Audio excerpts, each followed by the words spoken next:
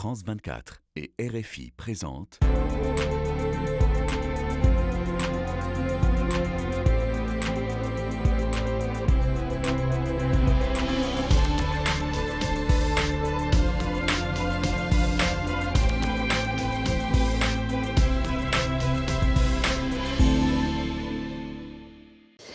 Bonjour à tous, merci de nous rejoindre pour Ici l'Europe. Depuis le 1er janvier, la Belgique a pris la présidence tournante du Conseil de l'Union européenne, c'est-à-dire que ce petit pays fondateur de 11 700 000 habitants doit fixer l'agenda des divers conseils. Et pour en savoir plus sur les priorités de cette présidence belge, nous avons le plaisir de recevoir aujourd'hui la ministre fédérale des Affaires étrangères, Affaires européennes et Commerce extérieur, Adja Labib. Bonjour. Bonjour. Merci d'être en notre compagnie. Vous êtes ancienne journaliste de la RTBF, membre du mouvement réformateur que l'on peut qualifier de libéral centriste, proche d'ailleurs du groupe Renew et de la majorité présidentielle en France, on va dire. Vous avez été nommé par le Premier ministre Alexander De Croo, chef de la diplomatie en juillet 2022. On peut dire que vous n'héritez pas d'une période extrêmement facile qui débouche d'ailleurs sur des élections européennes en juin. Exactement, mais je dois dire que j'aime les défis. J'ai parcouru beaucoup le monde, c'est vrai, en tant que journaliste. Dans ma précédente vie, j'étais envoyée spéciale, reporter de guerre en Afghanistan, au Proche-Orient. Et j'ai beaucoup tendu mon micro, entendu et relayé les témoignages. Et voilà, on m'a proposé de prendre moi aussi un jour les décisions, et c'est quelque chose qui ne se refuse pas évidemment. Donc voilà, j'essaye d'avoir moi aussi un impact positif, et je dois dire que chaque décision que je les prends en pensant à mes enfants, mes petits-enfants et mes arrière-petits-enfants qui seront peut-être d'ailleurs un jour russes, qui sait. Alors justement, vous l'avez dit, les dossiers diplomatiques vont être encore très présents dans ce semestre, en particulier la guerre en Ukraine, l'invasion de la Russie. Un sommet extraordinaire est prévu le 1er février, car la Hongrie de l'ultranationaliste Orbán bloque la proposition de l'Union européenne de débourser 50 milliards d'euros sur 4 ans pour ce pays en guerre. Donc, vous croyez une avancée possible ? Alors, il faut d'abord préciser que dans ces 50 milliards d'euros de fonds, il y a essentiellement un prêt à long terme de 33 milliards et puis le reste de dons. Ensuite, il y a 26 pays qui ont marqué leur accord. Pourquoi ? Parce qu'on est persuadé, dans notre immense majorité, que nous ne pouvons pas lâcher aujourd'hui l'Ukraine. Parce que si on lâche l'Ukraine, c'est notre sécurité qui est en danger, c'est nos démocraties qui sont en danger, c'est notre système de valeurs et le droit international qui est remis en question. La Hongrie bloque aujourd'hui, mais nous voulons croire qu'elle sera avec nous, avec les 27 dans un avenir proche, et que le Conseil du 1er sera fructueux et qu'elle se ralliera à cette immense majorité puisqu'elle est isolée. Et une petite parenthèse, vous savez que le président Zelensky a déposé un plan de paix en 10 points. Il y a eu Davos tout récemment, 80 pays qui adhèrent, donc le Brésil, l'Inde qui adhèrent à ce plan de paix. Il ne faudrait pas que la Hongrie s'isole et soit du mauvais côté de l'histoire. Alors, Viktor Orbán insiste par exemple pour saucissonner l'aide, la diviser en plusieurs parties, afin de pouvoir faire jouer presque annuellement son droit de veto.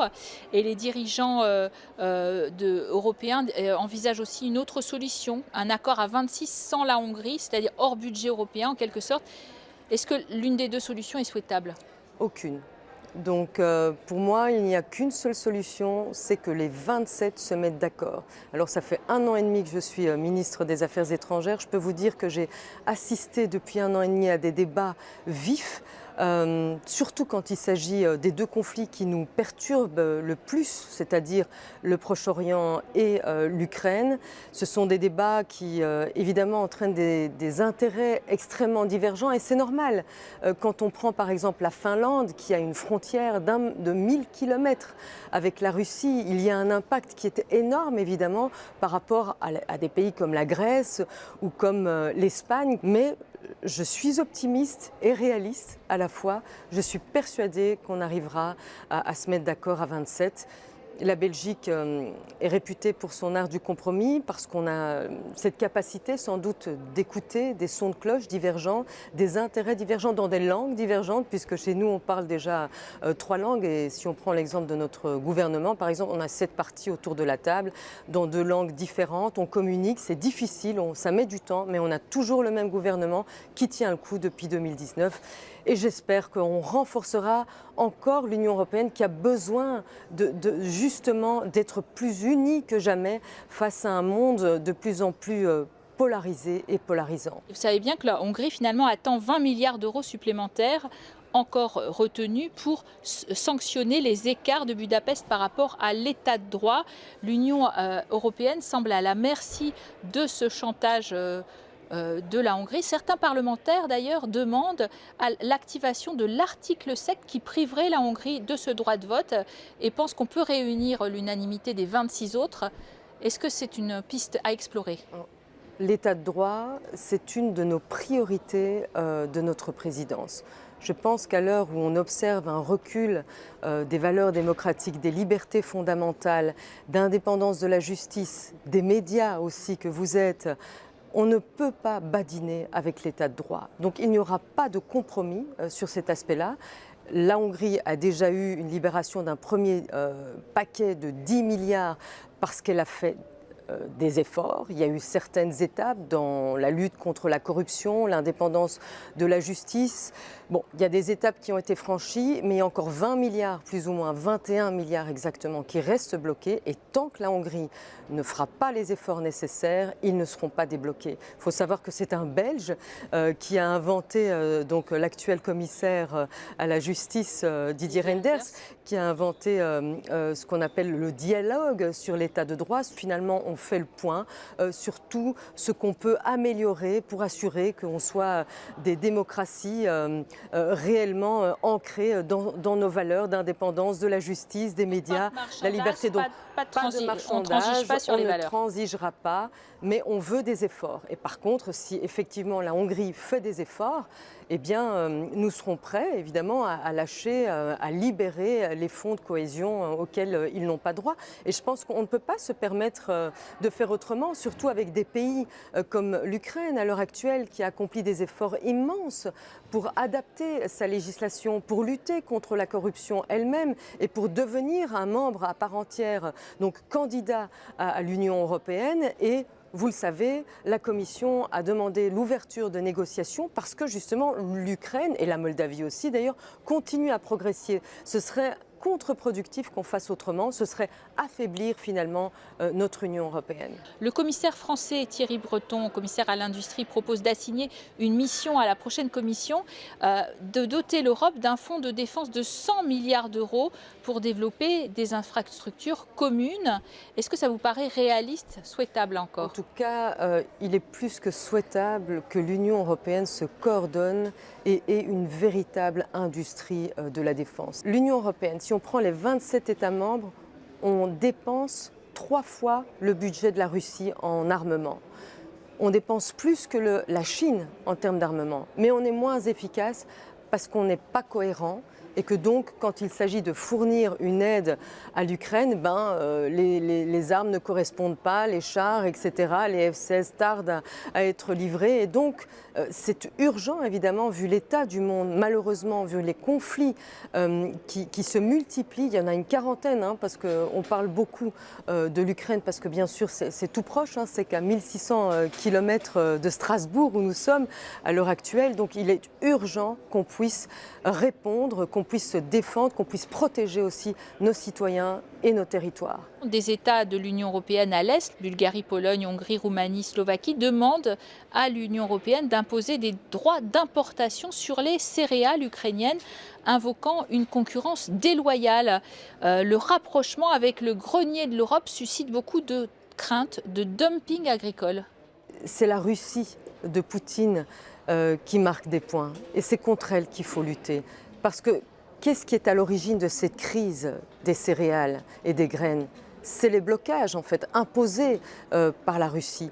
Et donc il faut absolument dépasser ces divergences, trouver des moyens de libérer beaucoup plus vite effectivement et de faire en sorte que ces céréales ne restent pas trop longtemps et envahissent l'Union européenne. Et donc il y a des pays qui sont en demande, des pays africains, et il faut aussi souligner les grands succès de notre Union européenne qu'on était capable, grâce à des initiatives, donc Grain for Ukraine, qui étaient lancées l'année dernière. J'étais moi-même à Kiev à ce moment-là, où on a tous participé à financer l'acheminement de céréales vers les pays africains qui frôlent la famine à cause du blocage de la Russie. Qui sont arrêtés pour certaines dans les pays tiers, les pays européens. Effectivement. En tant que chef de la diplomatie belge aussi, vous prévoyez des discussions difficiles sur la rallonge du budget européen pour les années 2024-2027. Une rallonge rendue nécessaire à travers plusieurs politiques, dont la d'ailleurs fameuse politique migratoire de l'Union européenne, le pacte migratoire, qui est en train d'être finalisé, mais qu'une vingtaine d'ONG dénoncent comme un système mal conçu, coûteux et cruel. Nous avons donc maintenant un pacte avec les 27 autour sur la même ligne. Il va falloir le finaliser, ça va être le rôle de la présidence belge, donc finaliser les aspects techniques et la mise en œuvre. La mise en œuvre demande effectivement du budget puisqu'on prévoit la construction entre autres de centres d'accueil pour permettre un renvoi rapide de ceux qui n'ont pas droit finalement à l'asile et qui contribuent à d'une part renforcer la traite des êtres humains qui est odieuse évidemment et à faire peur à nos citoyens et à la montée aussi, ça c'est un effet secondaire encore de l'extrême droite. Il faut tenir tous ces paramètres en compte pour finalement arriver à traiter la migration de façon responsable, solidaire et humaine. Et je pense que tous les critères seront là pour que ce soit à la fois humain, qu'on continue à accepter, à accueillir sur nos territoires des gens qui fuient la maltraitance, qui fuient les inégalités parce qu'ils appartiennent à une minorité, qui ont le droit de retrouver asile chez nous. L'une des grandes ambitions aussi de votre présidence belge du Conseil de l'UE, c'est de faire avancer le pacte vert d'ici à avril, date à laquelle le Parlement européen va interrompre ses travaux. Économie circulaire, transition écologique juste, transition énergétique vers les renouvelables, ça c'est vos mots d'ordre. Il y a d'autres sujets sur la table comme la qualité de l'air, les produits chimiques, la biodiversité. Mais c'est vrai que la droite et l'extrême droite ont déjà bloqué des lois très symboliques sur les produits chimiques dangereux, les systèmes alimentaires durables. Est-ce qu'on ne va pas faire du surplace sur ces sujets parce que faute de majorité ? Là, de nouveau, on ne peut pas se permettre de faire du surplace. Je pense que tout le monde est conscient qu'il y a urgence, qu'il y a un réel bouleversement climatique, il y a une transition qui doit se mettre en place et notre Premier ministre l'a rappelé lors de l'ouverture d'ailleurs de notre présidence devant le Parlement. Il n'est pas question de pause, il est question de tenir compte simplement des contraintes auxquelles nos entreprises sont soumises, auxquelles nos citoyens aussi sont soumis. Il ne faut pas en fait faire une transition qui laisse une partie de la population sur le carreau. Elle va se faire par des entreprises qui sont à même de développer des nouvelles techniques pour moins polluer, pour moins dépenser, pour travailler plus dans l'économie circulaire. Madame la ministre, vous parliez de l'art du compromis des Belges. Vous en aurez fortement besoin puisque vous allez avoir à composer avec le départ prématuré de plusieurs hauts responsables, 6 ou 7 commissaires peut-être qui se présenteraient aux élections européennes et qui seront prêts à quitter leur poste. Charles Michel, le président du Conseil, qui veut aussi conduire une liste belge aux élections européennes et s'en va à partir de juin. On fait comment ? Je pense qu'il a signifié suffisamment tôt son départ. Nous ne sommes encore qu'au début du second semestre. Donc je pense que les États membres ont le temps de désigner son successeur. Et Charles Michel est un homme politique engagé depuis de nombreuses années. Qu'il se soumette au vote des électeurs, finalement, c'est bon pour la santé de la démocratie. Et pareil pour les commissaires, finalement, il ne faut pas l'oublier, sont nommés par leur propre pays. Alors qu'ils aillent se confronter présenter à leurs électeurs, qu'ils se rappellent à leurs bons souvenirs, qu'ils viennent finalement dire qu'est-ce qu'ils ont fait, parce que c'est vrai, c'est un paradoxe, hein, ces commissaires ou ce président du Conseil européen, ils disparaissent en fait quelque peu des radars pour les citoyens de leur propre pays. En Belgique, vous cumulez 3 scrutins, alors les élections nationales le 9 juin, régionales et européennes. Vous-même d'ailleurs, vous allez vous présenter sur la liste bruxelloise des libéraux. Comment vous voyez ce scrutin européen? Est-ce qu'il va redonner un élan à l'Europe ou il va bloquer au contraire cette Europe par la montée des populistes et des souverainistes? Tout d'abord, le 9 juin, c'est un scrutin capital chez nous, effectivement. Le vote est obligatoire. Ça permet à tout le monde de prendre conscience de l'importance de faire entendre sa voix. Et dans le monde d'aujourd'hui, avec les extrémismes qui montent, avec le recul des libertés fondamentales, des droits fondamentaux qu'on a mis des années, des décennies à acquérir, eh bien, j'en profite pour dire venez voter.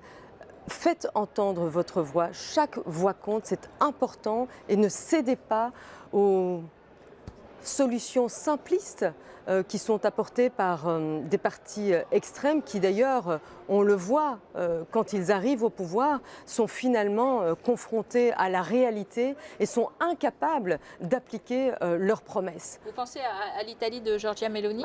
Giorgia Meloni a été confrontée au problème migratoire. Elle avait fait sa campagne en grande partie sur cette question, mais on voit qu'en tout cas, la question migratoire n'est pas résolue aujourd'hui. Elle se résolvera uniquement grâce au pacte migratoire et un accord des 27 à une meilleure répartition justement des réfugiés, des demandes d'asile entre les 27 et surtout à une meilleure collaboration, un meilleur partenariat avec les pays d'où sont originaires en fait ces migrants, parce que je tiens à le dire, personne ne quitte sa maison, ses origines, ses racines de gaieté de cœur. Les gens qui fuient en général, c'est parce qu'ils n'ont plus d'horizon politique, parce qu'ils sont en danger, et donc il faut travailler aussi à la stabilisation de ces régions, que ce soit au Proche-Orient ou que ce soit en Ukraine. Merci à vous d'avoir été en notre compagnie, Madame la ministre des Affaires étrangères de la Belgique. Merci à vous de nous avoir suivis sur France 24 et Radio France Internationale. L'actualité internationale, bien sûr, continue sur nos antennes.